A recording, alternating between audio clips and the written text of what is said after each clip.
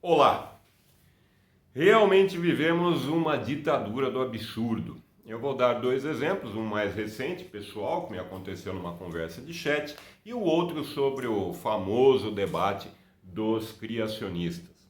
Então, no primeiro caso, estava ali conversando com um terraplanista num chat e ele de repente solta um 2 mais 2 igual a 3, que o professor dele tinha provado aquilo. É claro que já comecei a pensar em outras coisas ali, não só a matemática estava envolvida. No primeiro dia de aula de filosofia, você aprende a pensar em causas e consequências de qualquer coisa. Então ali já me vieram outras ideias. Mas sobre a parte matemática é bastante simples. Você pode definir um grupo com vários axiomas sobre uma operação. Então, o axioma da propriedade, você vai ter a propriedade associativa, elemento neutro, elemento simétrico. O próprio conjunto dos naturais é um grupo em que está definida a operação de adição. A multiplicação nada mais é, nesse caso, do que uma soma de parcelas iguais. Então, há o fechamento para a propriedade de adição no conjunto dos naturais. Eu posso fazer 5 mais 3, 3 mais 5, o resultado está ali. Não posso fazer uma operação, por exemplo, de subtração. Posso fazer 5 menos 3, o 2 está nos naturais, mas 3 menos 5 não posso fazer. Para isso, criou-se um grupo mais abrangente, que é o dos números inteiros. Ali eu posso fazer o oposto. Ali é colocado o oposto de um número. Então, quando eu ponho um tracinho na frente, o negativo, menos 2 quer dizer pegue o oposto de 2 em relação ao zero. Então, é por isso que menos com menos dá mais. Eu estou no menos 2 e quero pegar o oposto de menos 2, é o positivo mais 2. Então, criando-se um grupo, você consegue chegar nesses resultados que na álgebra comum eles parecem absurdos, mas estão definidos perfeitamente dentro de um determinado grupo. Posso criar também demonstrações em que eu chego em 2 mais 2 igual a 3, em que há sempre uma passagem ali que não é permitida. Geralmente a divisão por zero, que tornaria os dois lados indeterminados. Mas o que me chamou a atenção ali no 2 mais 2 igual a 3, eu lembrei do 2 mais 2 igual a 5, da obra de George Orwell. E ali esse 2 mais 2 igual a 5 tem um papel bastante relevante ao longo do livro. E ali é uma obra distópica, é claro, em que o personagem principal, toda a população, na verdade, vive sob uma opressão absurda, tudo é controlado e a pior ditadura é aquela que quebra a lógica das coisas, o bom senso das coisas. Essa é a pior ditadura. Eles vivem não só num estado distópico, mas essa ditadura quer impor uma espécie de solipsismo, como se só existisse a realidade dentro da cabeça delas e essa realidade é controlada pelo próprio Estado, pelo próprio poder opressivo. Então é o que tem acontecido nesses casos. Nós ficamos com medo de dar uma estrondosa gargalhada diante desses absurdos, com medo de ofender a liberdade de expressão ou a liberdade religiosa. Então, nesse caso do terraplanista, eu gostaria de citar algumas passagens aqui do 1984. Uma delas é sobre 2 mais 2 igual a 5. Então, na sequência, o Wilson, que é o personagem principal, ele fala: sua filosofia, a do Estado, negava tacitamente não apenas a validade da experiência, como a própria existência da realidade externa. O bom senso era a heresia das heresias. É o que acontece justamente, esse solipsismo, né? A própria existência da realidade externa. Esse solipsismo é muito comum nos terraplanistas. Eles acreditam que só existe a realidade da cabeça deles e não passam disso. Não há nenhuma troca ali com o ambiente externo. Então eles só acreditam no que está na cabeça deles, por mais absurdo que isso seja, que vá contra todas as evidências, e eles só acreditam nessa opinião.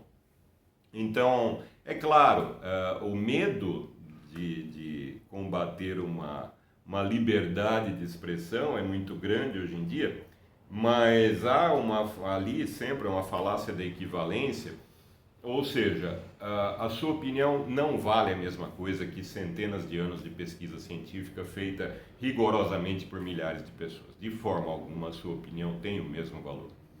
Então, é a famosa falácia da equivalência. Uma outra passagem. Apresentava a si próprio proposições. Isso aconteceu depois que o personagem principal, o Wilson Smith, ele foi torturado.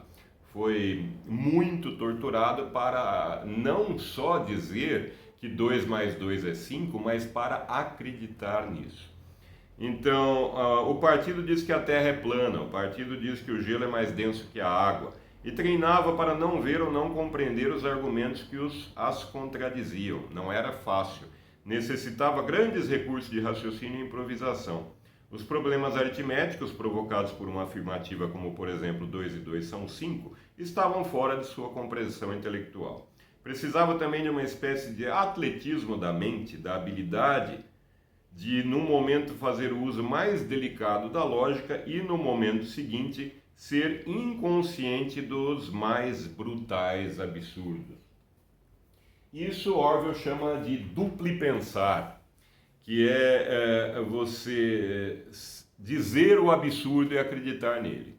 É o duplipensar. Então há isso muito nos terraplanistas também. Então essa discussão de chat me fez lembrar dessa ditadura, dessa opressão constante que há na obra de George Orwell, 1984. Recomendo a leitura. Então vivemos nessa fase de ditadura, é claro, porque não queremos, e eles se protegem atrás desse escudo, não queremos tomar um processo por qualquer coisa. É claro que não seria um processo legítimo, porque senão nós mesmos não teríamos nenhuma liberdade de expressão de criticar mais nada. Ofensa é muito diferente de liberdade de expressão. Então nós estamos perdendo a nossa liberdade de expressão de criticar absurdos. Isso me chamou bastante atenção nessa discussão de chat. Querer colocar um 2 mais 2 igual a 3 como uma verdade. Não, o 2 mais 2 igual a 3 ele é restrito a certos grupos, como eu expliquei, grupos matemáticos que são importantíssimos, o grupo de Lorentz na relatividade, por exemplo. E sobre os criacionistas, há ali um outro medo da crítica, que é o medo de ofender a religião de uma pessoa. Veja, você não está criticando a religião, você está criticando uma interpretação pessoal da religião. Então a religião, ela é constituída por muita coisa. Se você pegar a Bíblia, pegar um outro livro qualquer, ali nesses livros sagrados, não só a essência de sua religião, que é a parte simbólica, mas também há uma série de regras de comportamento, de regras morais, que se fossem usadas hoje seriam contra a lei, inclusive. Então, filtrando-se tudo isso, a religião é o símbolo que sobra. É o símbolo. Então, pessoas criacionistas não só não entendem de ciência, ou fingem não entender, porque muitos deles têm uma carreira científica.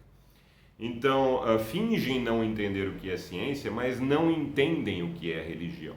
Então, você não está criticando uma religião, você está criticando uma interpretação que essas pessoas fazem da religião. Então, antigamente, a gente daria uma vigorosa gargalhada na cara de quem falasse a Terra é plana ou dinossauros veganos estavam na Arca de Noé. Isso não é uma ofensa à religião, isso é uma crítica à interpretação.